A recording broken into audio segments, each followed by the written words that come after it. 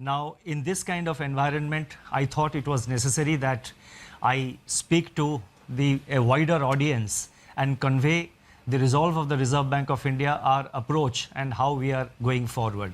Today, I propose to make certain announcements, and the statement is a bit long, as I said last time, because I have tried to make it as self-explanatory as possible, and so that there is adequate clarity, and since we are not able to hold a press conference, the meaning and the details are conveyed to the maximum extent possible. So as I just said, everywhere, as also in India, the mission is to do whatever it takes to prevent the epidemiological curve from steepening any further.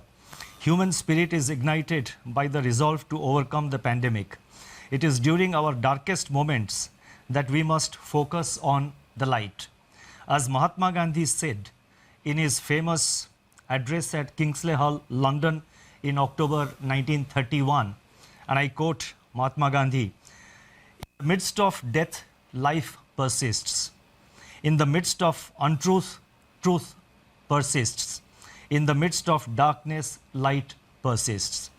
Before I begin, I wish to place on record our gratitude to all the functionaries and personnel in the government, the private sector, banks and other financial institutions who risk their lives on a daily basis by going to work or by working from home to fight the pandemic by keeping essential services fully operational.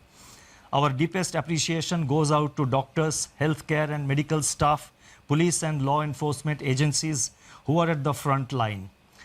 In the RBI, I would like to specially commend and thank our team of 150 officers, staff and service providers who are in quarantine, away from their families and are at work 24/7 to keep essential services such as currency in circulation, retail and wholesale payments and settlement systems, reserve management, financial markets, liquidity management,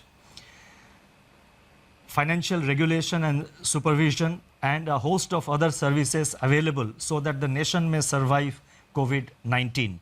Banks and financial institutions have risen to the occasion and have ensured normal functioning. Their efforts are praiseworthy. I would like to thank my colleagues in the Reserve Bank of India who set aside personal health concerns and joined me in fashioning the array of measures taken by the RBI in the context of COVID-19.